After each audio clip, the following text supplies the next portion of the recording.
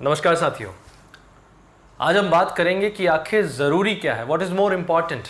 आज का टॉपिक ये है और इस पर मैं बात इसलिए कर रहा हूँ क्योंकि जब से कोरोना चालू हुआ है और उससे पहले भी जिन बातों पे चर्चा होनी चाहिए उन पे चर्चा नहीं होती है।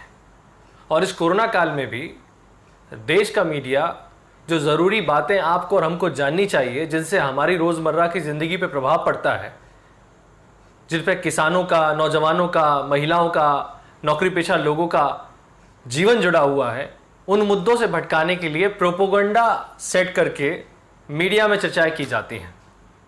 इसीलिए मैंने आज ये जो पोस्टर डिज़ाइन किया आपने स्टार्टिंग में देखा कि व्हाट इज़ मोर इम्पॉर्टेंट, ज़्यादा ज़रूरी क्या है। क्या ये बात ज़्यादा ज़रूरी है कि किसी फिल्म अभिनेत्री के ऑफिस का छज्जा टूट गया? क्या ये बात बहुत ज़रूरी है कि किसी फिल्म अभिनेता ने आत्महत्या की तो वो सुसाइड है या मर्डर है, इस पे हम 4-4 महीने डिबेट करें? क्या ये ज़रूरी है कि एक लड़की जिसको बार बार टीवी में दिखाया जाता है कि ये वो मौत का कारण है और उसके जेल जाने के बाद आप कोई टॉपिक जब बचा नहीं तो आप डिबेट काय पे करें, तो एक नई लड़की को आगे ला दिया जाता है और उसको Y+ सिक्योरिटी यानी इस देश की सर्वोच्च सुरक्षाओं में से एक सुरक्षा दी जाती, क्या कह के कि उसकी जान को खतरा है, वो सत्य के लिए आवाज़ उठा रही है।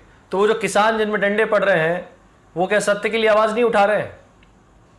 उनको रौंदने का काम सरकार क्यों कर रही है? तो वही बात आज हम समझेंगे कि प्रोपोगंडा क्या है, मुद्दे क्या है, ये सारा षड्यंत्र किन मुद्दों से भटकाने के लिए है। और इस देश में सारे षड्यंत्र की आड़ में सरकार को तो लाभ हो रहा है, न्यूज़ चैनल्स को तो पैसा मिल रहा है, लेकिन नुकसान किसका हो रहा है? तो जानते हैं कि इस देश में इसी कोरोना काल में क्या क्या घटित हो गया और किसका क्या नुकसान हो गया, और वो कौन सी बातें हैं जो सरकार कतई नहीं चाहती कि आप और हम जानें। तो शुरुआत करते हैं किसानों से। दोस्तों, 2 दिन पहले 10 तारीख को किसानों में हरियाणा के गांव में पीपली में डंडे मारे गए। किस लिए मारे गए? क्योंकि 3 कृषि अध्यादेश जिन पर मैंने पिछला वीडियो डाला था, उन तीनों कृषि अध्यादेश जिससे कालाबाजारी बढ़ेगी, कॉर्पोरेट के हाथ में खेती आ जाएगी, किसान अपने ही खेत में मजदूर बन जाएगा, आवश्यक वस्तुओं में दलहन तिलहन अनाज आवश्यक वस्तु नहीं रहेगा, पूरे कॉर्पोरेट का कब्जा होगा आपके फूड मार्केट पे। इन बातों का विरोध किसान कर रहा है अपनी जीविका को बचाने के लिए, आने वाली पीढ़ी को बचाने के लिए, ताकि कॉर्पोरेट नुमा जो गाजर घास है वो हमारी आने वाली फसल रूपी नस्ल को बर्बाद ना करे। उस किसान में डंडे पड़ रहे हैं। वही किसान है जो अपने हक और अधिकार की लड़ाई लड़ रहा है, लेकिन कोई भी मीडिया वाला ये नहीं कह रहा कि भाई ये तो अपनी वाजिब मांग के लिए लड़ाई लड़ रहे हैं, सत्य के लिए लड़ाई लड़ रहे हैं, उनके साथ ऐसा क्यों हुआ, ये कोई नहीं कहेगा। लेकिन क्या कहेंगे ये आप सुनिए। ये है बोलने की आजादी के ऊपर पूरी तरह से चाबुक। अगर तुम बोलोगे तो तुम्हारा वो मकान तोड़ देंगे। और उद्धव ठाकरे के असत्य का बुलडोजर सच्चाई का किला नहीं गिरा सकती। ललकार और व्यापार। क्या कंगना और उद्धव सरकार में आर पार की जंग छिड़ गई है? शिवसेना अब सोनिया सेना बन गई, महागठबंधन है, तोड़िए उनका घर।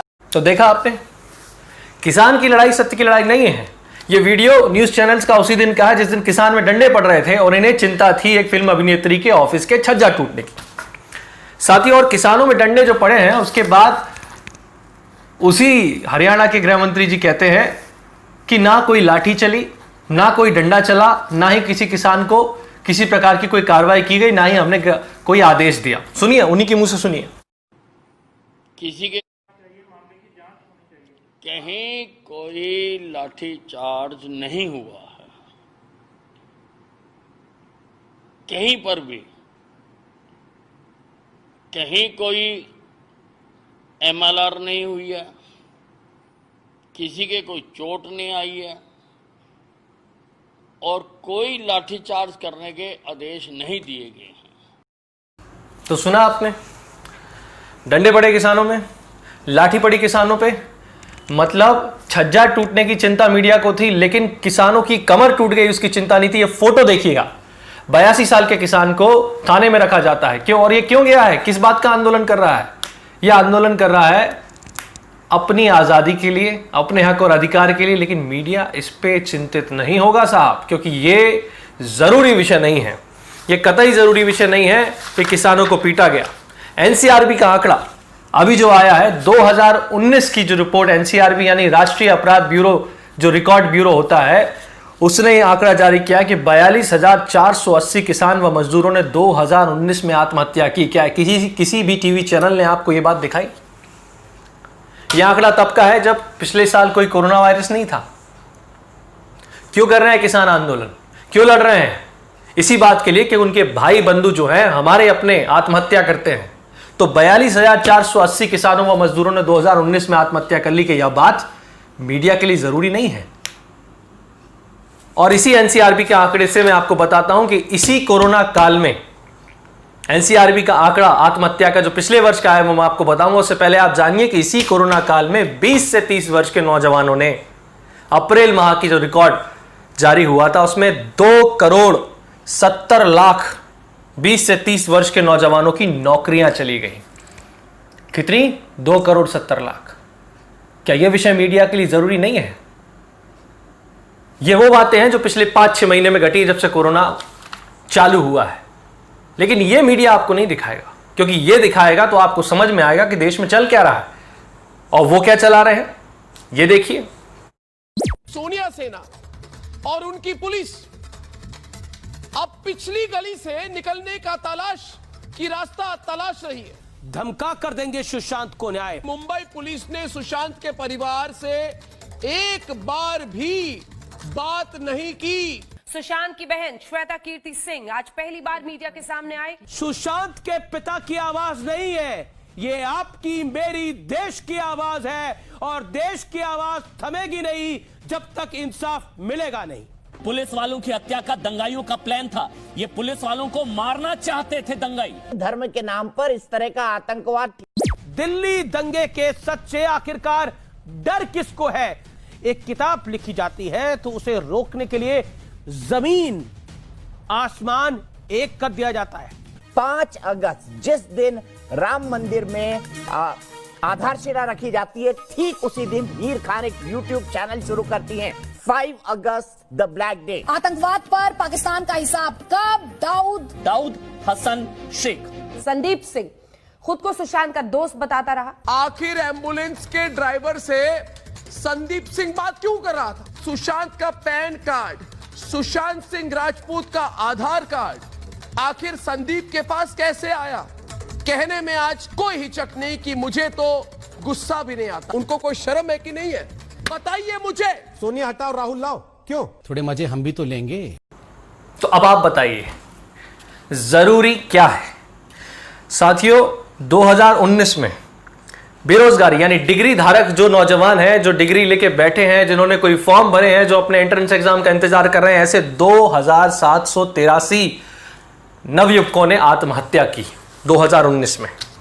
इसके बाद नौकरी पेशा प्रोफेशनल्स जो होते हैं, जिसमें जो अलग अलग व्यवसाय से जुड़े हुए होते हैं, वो लोगों में 1,662 लोगों ने आत्महत्या की। तनख्वाह पाने वाले जो जिनकी रेगुलर मंथली तनख्वाह होती है, जिनको मासिक कुछ आय होती है नौकरी करके, ऐसे 12,660 लोगों ने 2019 में आत्महत्या की है। 10,295 छात्रों ने आत्महत्या की है। और ये जो बेरोजगारी का आंकड़ा मैंने आपको बताया कि 2,70,00,000 लोगों की नौकरी चली गई इसी कोरोना काल में, जानते हैं पिछले वर्ष बेरोजगार युवाओं ने कितनों ने आत्महत्या की है? 14,051 बेरोजगार नौजवानों ने पिछले वर्ष आत्महत्या की है। क्या यह मीडिया के लिए जरूरी बात नहीं है? क्या मीडिया को यह नहीं दिखाना चाहिए? लेकिन कैसे दिखाएगा? क्योंकि मीडिया के न्यूज चैनल्स पे कौन सी न्यूज ब्रेक होगी यह अब सरकार तय करती है और सरकार के इशारों पे प्रोपेगेंडा होता है। इसीलिए तो 4 महीने से हम रिया रिया रिया रिया सुशांत सुशांत सुशांत, अरे कितने लोग मरते हैं इस देश में। मैं मानता हूं कि सुशांत सिंह राजपूत की आत्महत्या की जो भी सच्चाई है सामने आना चाहिए, मैं भी चाहता हूं, आप भी चाहते हैं, लेकिन क्या बस यही एक मुद्दा है जिसके लिए ईडी सीबीआई सबको लगा दो? या किसान यूरिया मांग रहा है वो रिया दिखा रहे हैं, नौजवान नौकरियां मांग रहा है वो रिया दिखा रहे हैं, और अब रिया से छुटकारा पाया तो रिया चली गई जेल, तो मुद्दा हो गया कंगना रनावत। कंगना किसानों से बड़ा मुद्दा है। कंगना के ऑफिस का छज्जा, किसानों की कमर टूट रही है, पुलिस डंडे बरसा रही है, किसान अपने हक के लिए, अधिकार के लिए आंदोलन कर रहे हैं, उससे बड़ा मुद्दा है। क्या कंगना रनावत इस देश के किसानों से ज्यादा बड़ी है? क्या कंगना रनावत इस कृषि प्रधान देश के किसानों से ज्यादा महत्वपूर्ण मुद्दा है?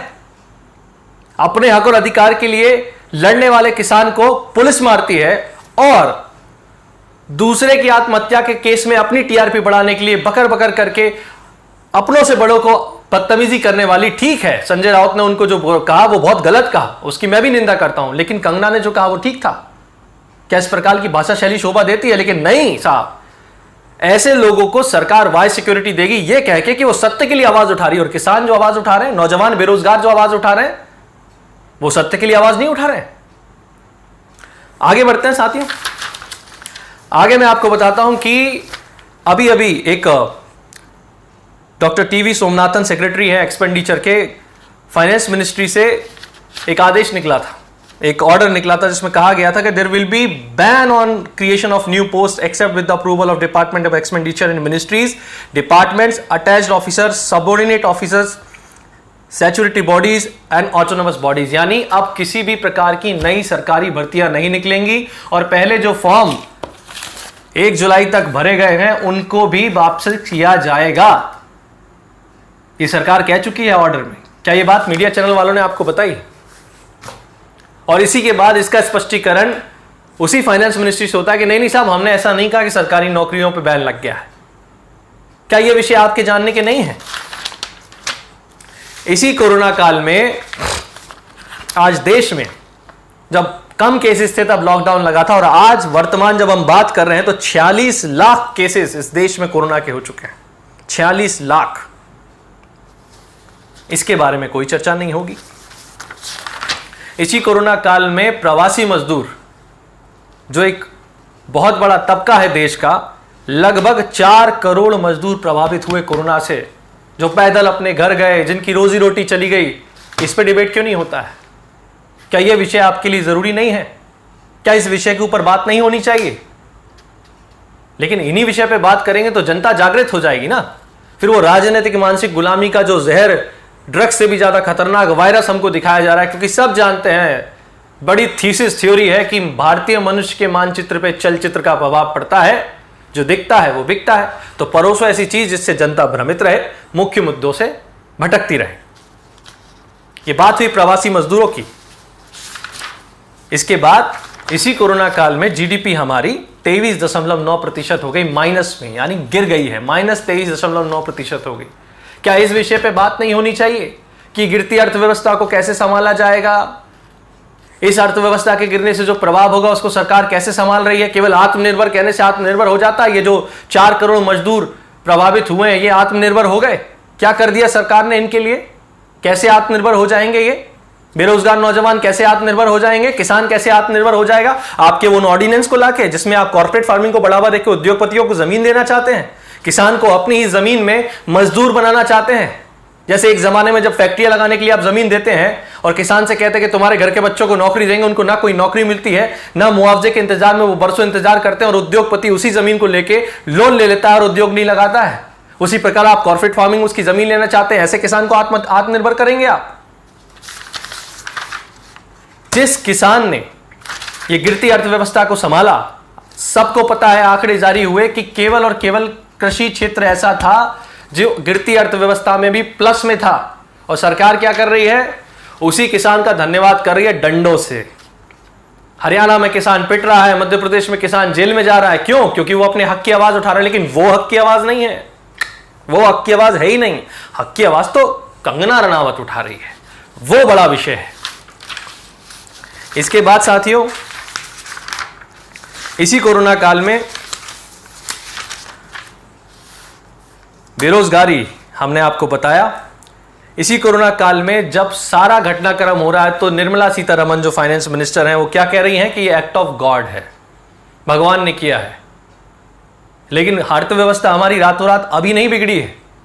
हमारी अर्थव्यवस्था पिछले कई वर्षों से बिगड़ चुकी है, क्योंकि एक के बाद एक उद्योगपतियों को लोन दिया जा रहा है, कर्जा दिया जा रहा है और वो एनपीए होते जा रहे हैं, यानी बैंक का पैसा नहीं चुका रहे हैं। और एसबीआई जैसे बैंक भारी तादाद में, भारी भरकम अमाउंट एसबीआई जैसे बैंकों पर, जो राष्ट्रीयकृत बैंक है, सबसे बड़ा बैंक है, वो पैसे उसके पास वापस नहीं आ रहे हैं। और ये जो सरकार लोन देती है बड़े बड़े उद्योगपतियों को, इंडस्ट्रियलिस्ट को, बिजनेसमैन को, कॉर्पोरेट को, ये कहां से देती है? ये आपके हमारे टैक्स का पैसा है जो बैंक में रखा है, हमारा अपना पैसा है, उसको निकाल के सरकार इनको देती है और वो वापस नहीं कर रहे हैं, वो वापस कर ही नहीं रहे हैं। आपको जान के हैरानी होगी कि कोविड से पहले और अभी मिला के लगभग 40 लाख करोड़ का पैसा उद्योगपतियों से लेना है बैंकों को।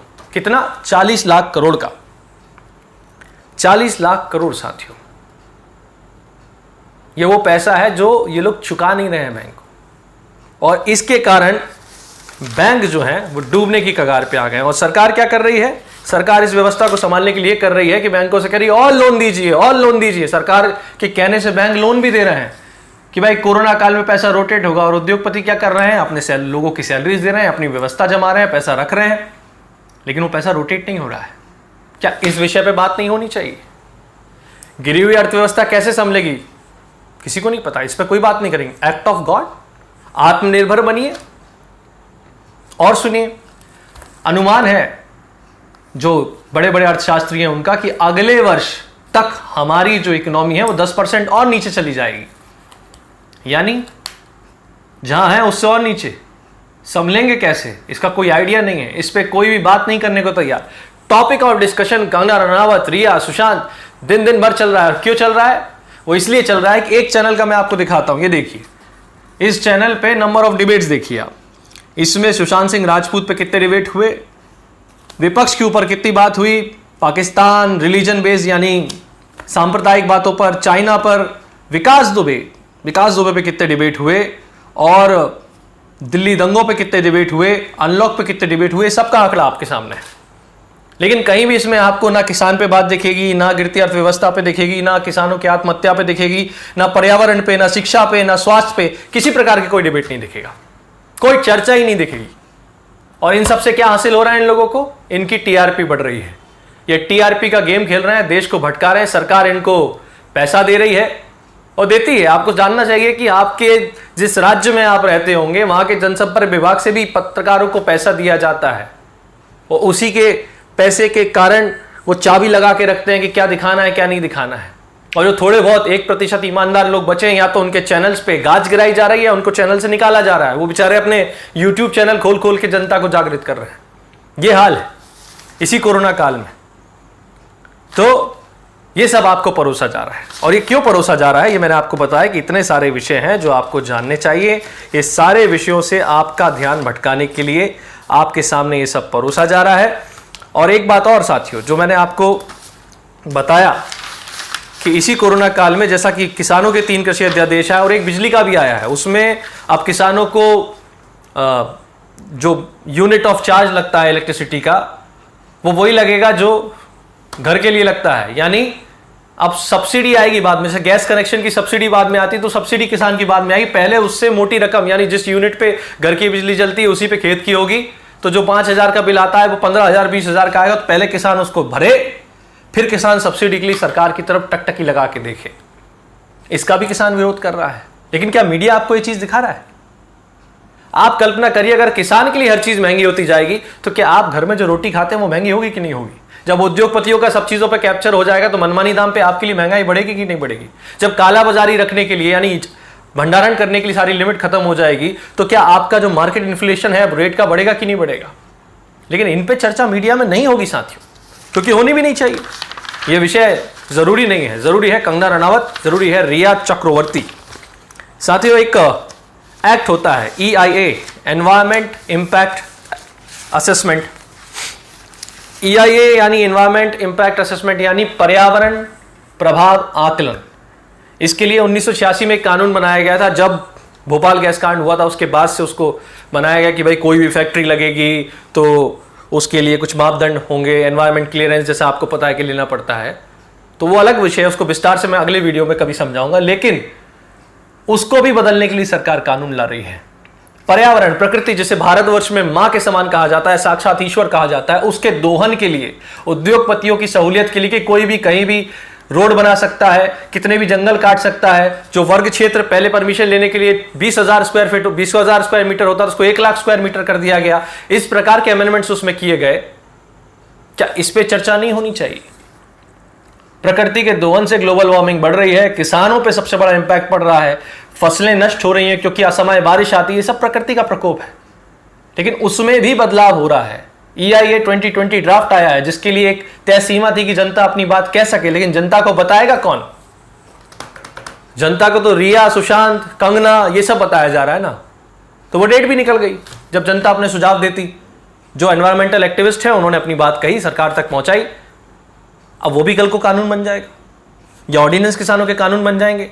बेरोजगारी की कोई बात नहीं कर रहा है, गिरती अर्थव्यवस्था की कोई बात नहीं कर रहा है, लेकिन बात हो रही है इस देश में केवल और केवल रिया, सुशांत, कंगना रनावत, उनसे पीछा छूट जाए तो कुछ और बातें हैं कि भाई विपक्ष को गाली दो, आप सत्ता में बैठे हैं साहब, तो बात तो आप ही से होगी ना। अगर कांग्रेस इतनी अच्छी होती तो जनता कांग्रेस को सत्ता से नीचे उतार के आपको वोट देती क्यों? ये सवाल पत्रकारों को सरकार से करना चाहिए, लेकिन सरकार ये नहीं करेंगे। पत्रकार ये बात करेंगे नहीं। पत्रकार तो ये कहेंगे कि साहब हमारा पत्रकार अरेस्ट हो गया महाराष्ट्र में, तो डेथ ऑफ डेमोक्रेसी, वो सच्चाई का पहरी था, डेथ ऑफ डेमोक्रेसी। और यहां मध्य प्रदेश में किसान अपने हक के लिए लड़ रहे हैं, उनको गिरफ्तार कर लिया, तो क्या वो डेथ ऑफ डेमोक्रेसी नहीं है? एक पत्रकार को पकड़ लो तो लोकतंत्र की हत्या, एक किसान को जेल में भर दो तो लोकतंत्र सुरक्षित है, एक फिल्म अभिनेत्री का छज्जा टूट जाए तो डेथ ऑफ डेमोक्रेसी, या किसान की कमर टूट जाए तो लोकतंत्र सुरक्षित है। और जिस कंगना रनावत के लिए इतनी सारी बातें हो रही हैं, खैर वो किसका पक्ष रख रही हैं, क्या नहीं रख रही हैं, वो एक अलग विषय है। सच्चाई सबके सामने आनी चाहिए। लेकिन जाते जाते आखिरी बात, जो आपको परोसा जा रहा है, अब इतने दिन से जो परोसा जा रहा है उसके बारे में बात कर लेते हैं। तो वो मेरे प्यारे नौजवान साथी जो राजनीतिक मानसिक गुलामी के चंगुल में आके सच्चाई नहीं देखना चाहते, मैं उन्हें बता दूं कि रिया जेल चली जाएगी तो मुद्दा कुछ नहीं बचेगा, इसलिए कंगना आ गई। आप खुद कल्पना करिए, देश की सर्वोच्च सुरक्षा उन्हें दी जा रही है। क्यों दी जा रही है? प्रोपोगंडा है साहब। और उसके पीछे क्या प्रोपोगंडा है, इस पे अलग से वीडियो बना के मैं आपसे बात करूंगा। लेकिन आप इतना जान लीजिए कि कंगना रनावत की तुलना आपके अपने जो सुप्रीम बॉसेस हैं, उन्होंने दिल्ली से एक मैसेज किया कि भाई उसको झांसी की रानी बना दो, और आप सब झांसी की रानी बनाने में लग गए। ये मैं आपसे कह रहा हूं जो दिन भर बैठ के ट्वीट कर रहे हैं सपोर्ट करना। आपको तो पता भी नहीं चला कि जस्टिस फॉर सुशांत सिंह राजपूत कब बदल के जस्टिस फॉर कंगना रनावत हो गया, और आप लगे हैं मैसेज करने, ट्वीट करने जस्टिस फॉर कंगना। महिला के साथ अभद्रता नहीं होनी चाहिए, इस बात को मैं भी कहता हूं, लेकिन बुद्धि विवेक दिया है भगवान ने, थोड़ा उपयोग करोगे कि नहीं? जो पार्टी विशेष के लोग बार बार मैसेज कर करके कह रहे हैं कि सपोर्ट कंगना, उन पार्टी विशेष के लोगों के लिए मैं दो बातें जाते जाते कहना चाहता हूं कि आप ये बात याद रखें कि इन्हीं कंगना रनावत का कुछ समय पहले आपने विरोध किया था। क्यों जानते हैं क्यों? क्योंकि उन्होंने गौमांस खाने का समर्थन किया था। जानकारी नहीं है तो ये देखिए, ये कंगना द्वारा कहा गया है। वो कहती हैं कि जब मैं घर से आ रही थी तो मेरी मां ने मुझसे कहा कि बेटा एक बात का वचन दो, अंग्रेजी में लिखा, हिंदी अनुवाद कर रहा हूं, कहीं पढ़ना ना आए आपको तो, कि मुझे वचन दो कि तुम कभी गौमांस नहीं खाओगी, क्योंकि हम हिंदू हैं। तब से ही मेरे मन में बड़ी उत्सुकता थी कि आखिर ऐसा क्या है गौमांस में जो मेरी मां ने मुझसे वचन लेने का कहा और मना किया कि मत खाना, और मैंने जाके गौमांस खाया, मुझे इतना पसंद आया कि मैं निरंतर अब गौमांस खाती हूं। ये गौमांस खाने वाली कंगना, झांसी की रानी। फिर कंगना की टीम कहती है कि, कंगना की टीम से नाम से एक उनका ट्विटर हैंडल है, वो कहता है कि गौमांस खाने में कुछ भी बुरा नहीं है, इसको किसी धर्म से नहीं जोड़ना चाहिए। वैसे तो कंगना 8 साल पहले गौमांस खाना या और मांस भोजन करना छोड़ चुकी हैं, वो योगी बन चुकी है, लेकिन इसमें कोई बुराई नहीं है, इस प्रकार की बात नहीं करना चाहिए। कंगना मीडिएवल एज और जो भी है, यहाँ भी वो समर्थन कर रही हैं। तो गौमांस खाने वाली कंगना, झांसी की रानी, बहुत अच्छी बात। ये देखिए फोटो देखिए, अपनी पिक्चर में शूटिंग करने के लिए लकड़ी के घोड़े के बैठ के हिलने वाली कंगना, झांसी की रानी, है ना। अपनी पिक्चरों को प्रमोट करने के लिए, ये मैं इसलिए कह रहा हूं क्योंकि आप उस जो मानना है मानिए, कोई दिक्कत नहीं थी, लेकिन इस भारतीय वसुंधरा को गौरवान्वित करने वाली, आजादी के आंदोलन में अपने प्राणों की बलिदान देने वाली शूरवीर वीरांगना झांसी की रानी को कंगना से कंपेयर करेंगे आप? क्या आप झांसी की रानी का अपमान नहीं कर रहे? एक महिला जो अपनी पिक्चरों को प्रमोट करने के लिए न जाने कैसे कैसे वस्त्रों को धारण करके अपनी पिक्चरों को प्रमोट करती है, उनकी 70 से 80% फिल्मों में आपको इसी प्रकार के कपड़े दिखेंगे। हालांकि लोग कहेंगे अब आप कपड़ों पे बोल रहे हैं, क्यों ना बोले थी आपने झांसी की रानी कैसे कह दिया? कोई कंपैरिजन है? मतलब खून वून खोलता है कि नहीं खोलता आप लोगों का? कुछ भी, मतलब कुछ भी। जिन पे ऊपर अपने खुद के उनके प्रेमी लोग आरोप लगाते हैं कि वो ड्रग्स लेती हैं, वो कह रहे हैं कि दुनिया में 70% बॉलीवुड लेता है, 90% बॉलीवुड रहता है। खुद एक बड़ी ड्रग एडिक्ट कंगना रनावत झांसी की रानी। अरे कहने से पहले आप लोगों की जबान कांपती है कि नहीं कांपती है कि कुछ भी बोलोगे? अरे कंपैरिजन करना है, वाइस सिक्योरिटी देनी है, सब दे रही है, ठीक है, लेकिन कम से कम उन्हें झांसी की रानी तो मत बताओ। एक फिल्म में किरदार निभा लिया तो आपने उन्हें झांसी की रानी कह दिया, कल से तो कोई और आके कुछ भी निभा लेगा तो आप उसको वो मान लोगे? भाई साहब, मानना है तो जो लोग इस प्रकार की बात कर रहे हैं वो अपने, जिसको जो मानना है वो मान ले, लेकिन वीरांगनाओं से कंपैरिजन या किसी भी क्रांतिकारी के साथ किसी का नाम जोड़ के कि भाई वो ऐसा है वैसा है, नहीं करना चाहिए। ये बहुत गलत बात है और इस बात से, इस प्रकार के कंपैरिजन से उन शूरवीरों का अपमान होता है। इसलिए क्रोधित होकर मैं बात कह रहा हूं कि ये बहुत बड़ा अपमान आपने झांसी की रानी का किया है। ये थोड़ा बुद्धि लगाइए, ये आपके दिमाग में भरा जा रहा है ताकि आप झांसी की रानी के चक्कर में ये सारी बातें भूल जाएं, जबकि झांसी की रानी एक गौरवान्वित चीज है जिसके नाम सुन के आपके रोंगटे खड़े हो जाने चाहिए।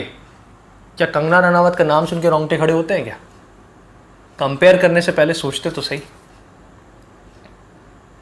तो यही बात है साथियों कि डेथ ऑफ डेमोक्रेसी तो हो रही है। वो इसलिए नहीं हो रही है कि कंगना रनावत का छज्जा टूट गया है, वो इसलिए हो रही है कि बेरोजगारी हो, प्रवासी मजदूरों की तकलीफ हो, किसानों की आत्महत्या हो, नौजवानों की आत्महत्या हो, छात्रों की आत्महत्या हो, गिरती अर्थव्यवस्था हो, पर्यावरण के कानूनों में संशोधन हो, कृषि अध्यादेश हो, चौतरफा हाहाकार मचा है। लेकिन उन सब मुद्दों से आपका ध्यान भटकाने के लिए आपको परोसा जा रहा है ये, और किस लिए? ताकि आप उन मूल मुद्दों पर फोकस ना कर पाएं और आपकी आवाज को दबा दिया जाए। आज देश का हर वर्ग अपनी आवाज उठा रहा है ईमानदारी से और सच्चाई से, लेकिन मीडिया उसे सच्चा नहीं कहेगा। उसको दिखाने के लिए 2 मिनट अपने प्राइम टाइम या 24 घंटे के चैनल में बर्बाद नहीं करेगा। लेकिन ये बड़े विषय हैं। रिया निकल गई है, रिया पहुंच गई है, रिया दौड़ गई है और उसकी गाड़ी के पीछे दौड़ लगा रहे हैं, कंगना निकल चुकी है, क्या बात है। ये बड़े जरूरी विषय है। तो ऐसे विषय उन टीवी चैनल्स वालों को मुबारक। मेरा काम है कि मैं राजनीतिक मानसिक गुलामी से आज़ादी के लिए जो मुहिम चला रहा हूं अपने नौजवानों के बीच, उन तक हर बात पहुंचाता रहूं ताकि वो बुद्धि विवेक का इस्तेमाल करके समझे कि क्यों और क्या किस लिए किया जा रहा है, और ये बात समझे कि आज जरूरी क्या है। मेरे वीडियोस को निरंतर देखने के लिए इस चैनल को सब्सक्राइब करें और बेल आइकॉन दबाएं। बेल यानी घंटी नुमा जो निशान, उसे दबाएं ताकि मेरे नए वीडियोस अपलोड होने पर आपको जानकारी मिल सके। बहुत बहुत धन्यवाद।